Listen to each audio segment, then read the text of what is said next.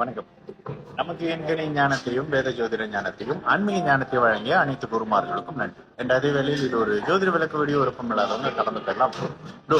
What if Shani Sevvai Budhan in second house in Navamsa சேர்? Okay, Navamsa சேர்ல எப்பொழுதுமே சுபத்தன்மையை பார்க்கறதுக்கு மட்டும் யூஸ் பண்ணுங்க. நவாம்சத்துல ஹஸ்பண்டை பார்க்கலாம், ஒய்ஃபை பார்க்கலாம், வேலையை பார்க்கலாம் அப்படின்னு எல்லாம் ஒரு உருட்டுவாங்க. ஆக்சுவலி அதுல உண்மை இல்லை. சரி, அப்படி என்னத்தை கண்டுபிடிச்சிங்கன்னு கேட்டா உங்ககிட்டயே சில விஷயங்களை கேட்டு அதை உங்ககிட்ட இருந்தே திரும்ப எடுத்து பதிலா சொல்லுவாங்க. அதுதான் ஜோதிடர்கள் செய்வாங்க. உதாரணமாக ஒரு 2 நாள் முன்னுக்காக ஒரு மலேசியால பேரால இருந்து வந்த ஜாதகம்னு நினைக்கிறேன், மறந்துட்டேன், சாரி. நிறைய ஜாதகங்கள். அந்த பேரா ஜாதகத்துல ஜாதகம் பேசிக்கிட்டே இருக்கிறப்ப நான் இடையில ஒரு விஷயம் கேட்டுருது. அவங்ககிட்ட கேட்டேன், நீங்க புதன் சார்ந்த அமைப்புகள்ல தானே இருக்கணும் அப்படின்னு சொல்லி பேசிட்டே வந்த பிறகு மறந்துட்டேன். உங்ககிட்ட நான் என்ன சொன்னேன், எங்க புதன் தான் ஸ்ட்ராங்கா 2-10 தொடர்புல இருக்காரு, அதனால நீங்க அக்கௌண்ட்ஸ் துறையில இருக்கணும் அப்படின்னு சொல்லி அந்த வழக்கமா ப்ரிடிக்ஷன் சொல்லும் போது சொல்லிக்கிட்டே வந்தேன்னா, அப்ப எனக்கு ஒரு ஸ்டாப்.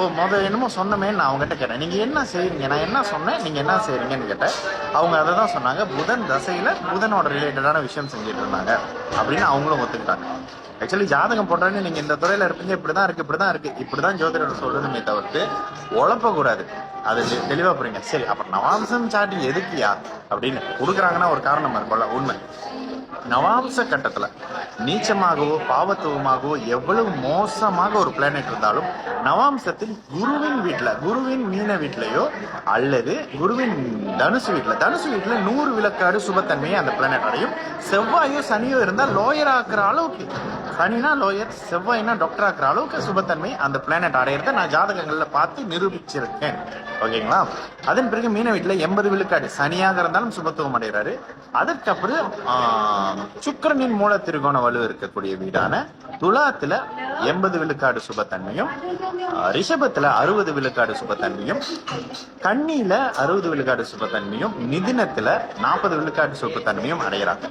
பௌர்ணமி சந்திரன், அதாவது சந்திரனின் ஒளியை பொறுத்து கடக வீடு பௌர்ணமி அமைப்புல இருக்கும் பொழுது குருவின் தனுசு வீட்டுக்கு நிகரான சுபத்தன்மையும், அமாவாசை நிலையில இருக்கும் பொழுது சனியின் மகர, குறிப்பாக கும்ப வீட்டின் இருள் தன்மையில் இருக்கக்கூடிய அமைப்பு அப்படின்றதுனால பாவத்துவத்தையே அந்த பிளானட் அடையும். இது தவிர்த்து நட்சத்திர சாரம் இருக்கு, அது இருக்கு, இது இருக்கு, இதுலலாம் நிச்சயமா பலன் இல்லை. கனவுல பார்க்கலாம், மனைவியை பார்க்கலாம், வேலையை பார்க்கலாம், இதெல்லாம் சும்மா. அப்ப நவாம்சத்துல எதுக்கு லக்னம்னு ஒண்ணு இருக்கு அப்படின்னு கேட்டீங்கன்னா, நவாம்ச லக்னத்துல சுப பிளானட் இருந்ததுன்னா உங்க லக்னம் சுபத்துவமா இருக்கு அப்படின்ற மாதிரியான ஒரு உண்மையான கணக்கு. சரியான ஜோதிடர் உங்களுக்கு இதை சரியான முறையில உங்க மூளையில அப்படி கரைச்சி ஊத்திருப்பாரு. அதான் சரியான ஜோதிராசன். ஓகேங்களா? நல்ல தெளிவா புரியுற அளவுக்கு விளக்கிருக்கேன்னு நினைக்கிறேன். நல்லது நடக்கும். எல்லாரும் நல்லா இருக்கும்.